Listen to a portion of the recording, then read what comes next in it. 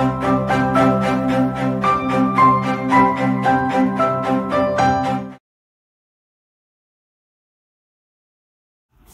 Everyone, आज हम विद्या education research foundation में कुछ यूजीसी नेट के कोर्सेज के बारे में जानेंगे और साथ में ही जो मेरा सब्जेक्ट है दैट इज सोशियोलॉजी, उसके बारे में हम डिटेल में सिलेबस के बारे में स्टडी करेंगे।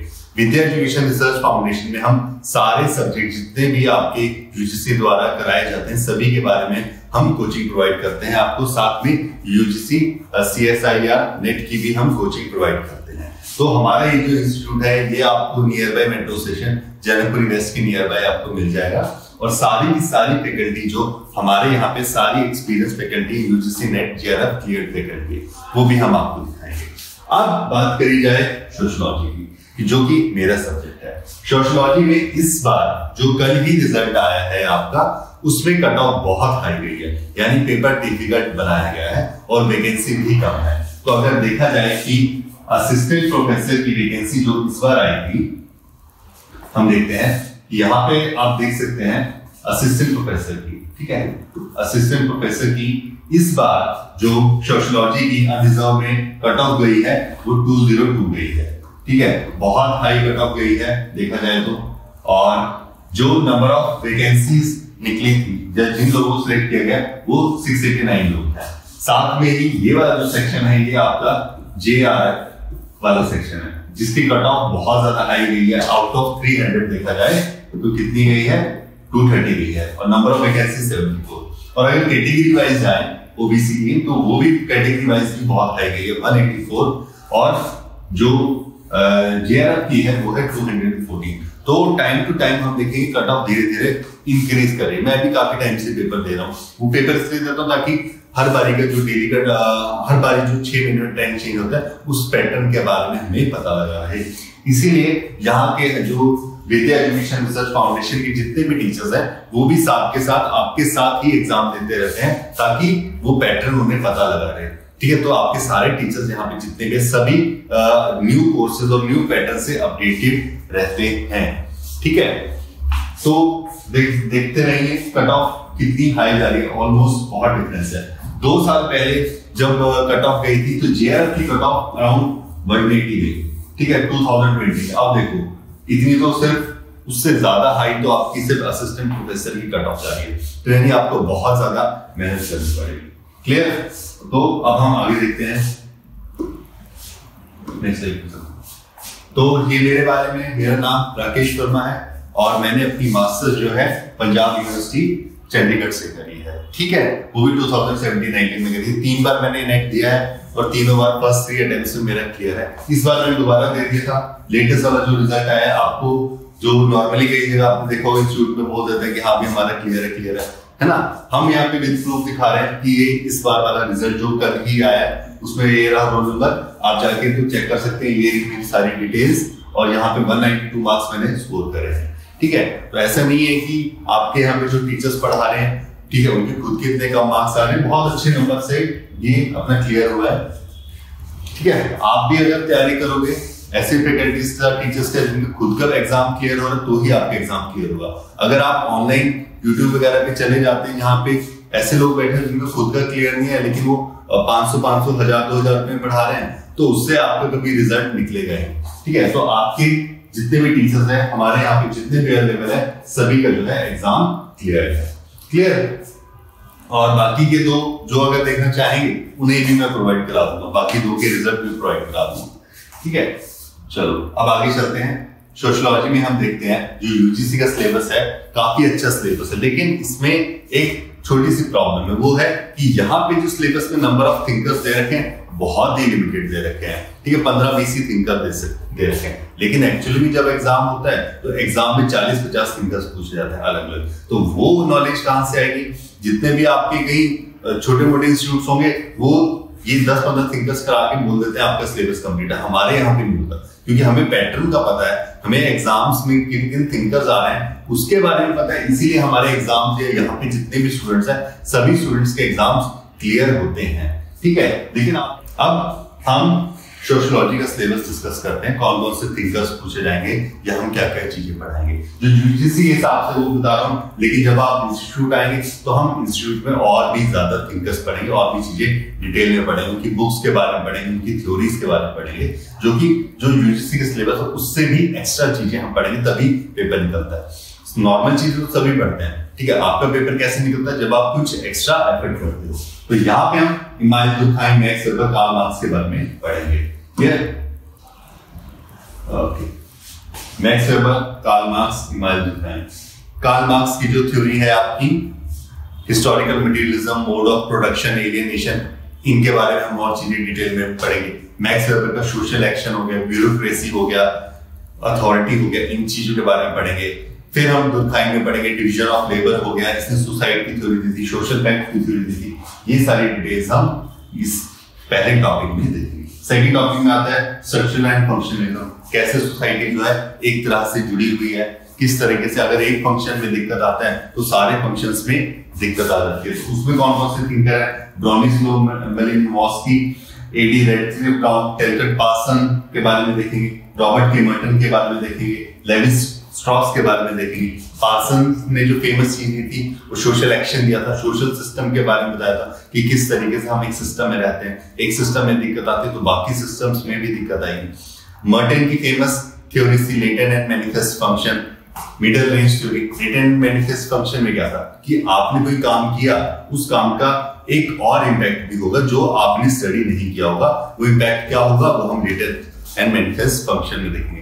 फिर एक रेफरेंस ग्रुप के बारे में स्टडी किया था कि किस तरीके से एक रेफरेंस ग्रुप को स्टडी करते हैं तो रिजल्ट निकल के आता है। जिस तरह हम कोई अच्छे बच्चों का जो पढ़ रहे होते हैं उसका रेफरेंस ग्रुप निकाल सकते हैं, और बाकी ग्रुप्स को अगर एग्जांपल दें तो वो लोग भी वहां से चीजें सीखेंगे, ठीक है। फिर इसमें हम मीट भी देखेंगे आगे जाकर, जीएच हर्मेनॉटिक्स एंड इंटरप्रेटिव ट्रेडिशन में आता है जीएच मीट। मीट ने जो थ्योरी दी थी सेल्फ और आइडेंटिटी की थ्योरी दी थी, आई, मी, माई सेल्फ की थ्योरी दी थी कि मैं कौन हूँ, आई कौन है, मी कौन है, माई सेल्फ कौन है। तो ये सारी जितने भी थिंकर्स हैं हम डिटेल में देखेंगे। कार्ल मेनिज्म, Alfred Schutz, Arnold Garfinkel, Eric Gordon, Clifford Geertz, ये सारे थिंकर्स हमारे जो हैं ये डिटेल में हम विद्या एजुकेशन रिसर्च फाउंडेशन में पढ़ेंगे। क्लियर?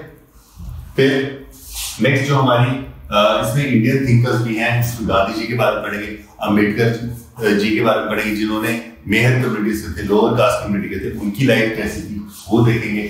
आर के मुखर्जी, घुरे श्रीनिवास, ईरावती कार्वे, इनके बारे में पढ़ेंगे। कार्वे जो थी उन्होंने वुमेन रिलेटेड स्टडीज के बारे में बहुत डिटेल में चीजें बताई, सारी की सारी हम हमारे कोर्सेज में कंप्लीट करेंगे।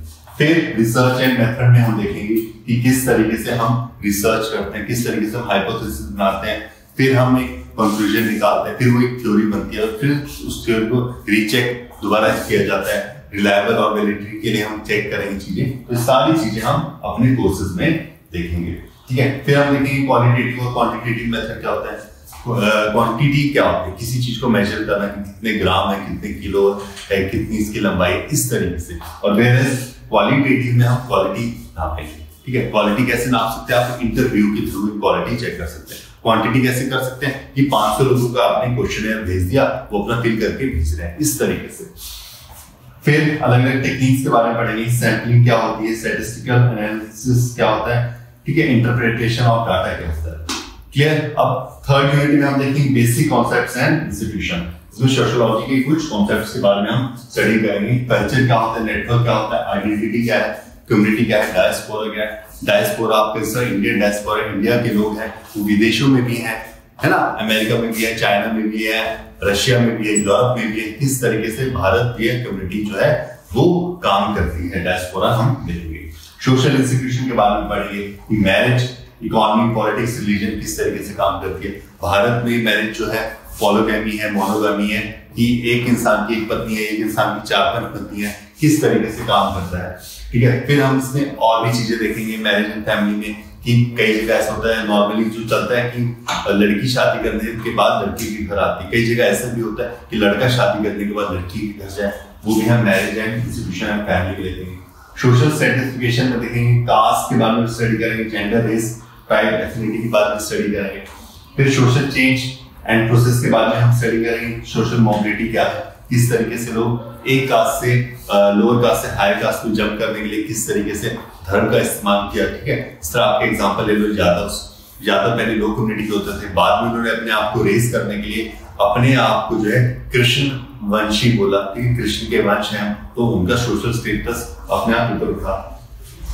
फिर यूनिट 4 में रूरल एंड अर्बन ट्रांसफॉर्मेशन के बारे में पढ़ेंगे कि कास्ट किस तरीके से काम करती है। ठीक है, डिक्लाइन ऑफ एग्रीकल्चर क्यों डिक्लाइन कर रही है, ये सारी चीजें हम डिटेल में देखेंगे। फिर नेक्स्ट अर्बन में हम देखेंगे टाउन सिटीज के बारे में स्टडी करेंगे, मिडिल क्लास के बारे में स्टडी करेंगे कि धीरे धीरे मिडिल क्लास का इमर्जेंस कैसे हुआ, कैसे जो है मिडिल क्लास जो है आपकी राइज कर रही है। फिर यूनिट 5 में देखेंगे स्टेट पॉलिटिक्स एंड डेवलपमेंट कि पॉलिटिकल प्रेशर प्रोसेस क्या होता है, ब्यूरोक्रेसी क्या है। ठीक है, जो आपके आईएएस ऑफिसर बनते हैं वो किस तरीके से काम करता है, आपका हायरार्की सिस्टम किस तरीके से काम करता है कि नीचे पीएन होता है, फिर मैनेजर होता है, फिर सीईओ होता है, फिर एमडी होता है, डायरेक्टर, तो प्रोसेस क्या है, वो हायरार्की क्या है, वो हम इसमें देखेंगे। ठीक है, law and society, gender and development, corruption क्या चीजें हैं, ये सारी चीजें हम आपके इस कोर्स में देखेंगे। फिर सोशल मूवमेंट एंड प्रोटेस्ट, किस किस तरीके से मूवमेंट होती है, एनजीओ क्या होता है, एनजीओ किस तरीके से काम करता है, प्रोटेस्ट किस तरीके से किया जाता है, एजुकेशन किस तरीके से होती है, ये सारी चीजें हम स्टडी करेंगे। फिर यूनिट 6 में इकोनॉमी के बारे में स्टडी करेंगे कि मोड ऑफ प्रोडक्शन क्या होता है, कि पॉवर्टी एंड एक्सक्लूजन क्या होता है, ये सारी चीजें हम डिटेल में देखेंगे। फिर एनवायरनमेंट की सोसाइटी स्टडी करेंगे कि एनवायरनमेंट के लिए भारत सरकार ने क्या क्या लॉस बना रखे हैं, इंडिजिनियस नॉलेज क्या है, फॉरेस्ट पॉलिसीज क्या है, ये एनवायरनमेंट, पॉल्यूशन, पब्लिक हेल्थ, ये सारी चीजें क्या है, किस किस तरीके के पॉल्यूशन होते हैं, डैम रिलेटेड क्या क्या दिक्कतें आ रही है, टेहरी डैम है, वो सरदार सरोवर डैम जो बनाया गया है उसमें क्या दिक्कत थी। ठीक है, ये सारी चीजें देखेंगे। अगेन नेक्स्ट 8th यूनिट में फैमिली, मैरिज एंड किनशिप में देखेंगे कि किस तरीके से फैमिली काम करती है, फैमिली किस तरीके से आपको ग्रो अप करती है, किस तरीके से अपने वैल्यूज और कल्चर पास ऑन करती है। ठीक है, आपको सिखाती है कि आपको पगड़ी किस तरीके से पहननी है, आप साउथ इंडिया से तो धोती किस तरीके से बांधनी है। ठीक है, राजस्थान से तो सर में एक और राजस्थानी पगड़ी किस तरीके से पहनना है, आपका पहनावा क्या होना चाहिए, वो कौन सिखाता है, वो आपको फैमिली ही सिखाती है। फिर लास्ट में देखेंगे 9th यूनिट में साइंस एंड टेक्नोलॉजी के बारे में स्टडी करेंगे कि आज के टाइम पे किस तरीके से डेवलपमेंट चल रही है, करंट अफेयर्स में क्या क्या चीज चल रही है, मीडिया किस तरीके से काम कर रहा है, cyber crime, food and technology, ये सारी चीजें क्या है, ये हम अगेन डिटेल में कोर्सेज में स्टडी करेंगे। लास्ट की जो 10वीं यूनिट है that is culture and symbolic transformation, sign and symbols क्या है, इकोनॉमी क्या है, एजुकेशन के बारे में देखेंगे, कल्चर की आइडेंटिटी के बारे में देखेंगे, आर्ट एंड एथिक्स के बारे में देखेंगे। ठीक है, आर्ट एंड कल्चर, भारत का आर्ट एंड कल्चर क्या है। ठीक है, और लास्ट में डिवीजन है economy and new religious movement, धार्मिक मूवमेंट किस तरीके से भारत में हुई, वो सारी चीजें हम डिटेल में देखेंगे। तो अगर आपको कोर्सेज ज्वाइन करना है तो बहुत ही अच्छा टाइम है, अभी रिसेंटली ही रिजल्ट आया है, आप कभी भी आ सकते हैं यहाँ पे और अपना कोर्स ज्वाइन कर सकते हैं, क्योंकि नेक्स्ट एग्जाम बहुत ही जल्द होगा, आपको जुलाई में शायद एग्जाम कंडक्ट हो भी जाए, तो आपके पास ज्यादा टाइम नहीं है कि अप्रैल, मई, जून, ठीक है, जुलाई में तो एग्जाम हो ही जाएगा आपका। तो ये वजह से अगर एग्जाम जल्दी होगा तो अपनी प्रिपरेशन अच्छे से कीजिए और एक वेरीफाइड टीचर से कीजिए जिन्होंने खुद ने एग्जाम निकाला और जो लेटेस्ट पैटर्न के साथ अपडेटेड है टीचर्स। ऐसा नहीं कि सिर्फ ये 15 थिंकर जो यहाँ पे थे वही करेंगे, देयर आर 50 थिंकर जो हम डिटेल में करेंगे। आपका कोर्स बहुत ही लंबा चलेगा और बहुत ही डिटेल में चलेगा। तो अगर आपको इंस्टाग्राम पे देखना है तो VER_EDU पे जाके आप चेक कर सकते हैं। फेसबुक पे आप विद्या एजुकेशन रिसर्च फाउंडेशन से जा सकते हैं, वेबसाइट का लिंक हमने दे रखा है, आप स्क्रीनशॉट ले सकते हैं और गूगल पे जाके वेबसाइट डाल सकते हैं नाम और आपको वेबसाइट मिल जाएगी। ठीक है, अगर आपको एड्रेस देखना है तो ये रहा हमारा address 828-268 second floor near Rich Harvest School, Janakpuri west, New Delhi. ठीक है, last metro station Janakpuri west है, जहां पे आप उतरिए और नियर बाय ही अराउंड 200 मीटर्स पे आपको विद्या एजुकेशन रिसर्च फाउंडेशन का लिंक मिल जाएगा। जनकपुरी वेस्ट मेट्रो स्टेशन के पास है। और ये रहे कॉन्टैक्ट नंबर जिन पे आप कॉन्टैक्ट करके इस कोर्स के डिटेल्स के बारे में जान सकते हैं और साथ ही यूजीसी नेट के जितने भी सब्जेक्ट्स हैं उनके बारे में भी आप इंक्वायरी ले सकते हैं और CSIR यूजीसी नेट के बारे में भी आप इंक्वायरी ले सकते हैं। ठीक है, हमारा कोर्स स्टार्ट होने वाला है, जितनी जल्दी हो सके आप एनरोल हो जाएं। Thank you everyone.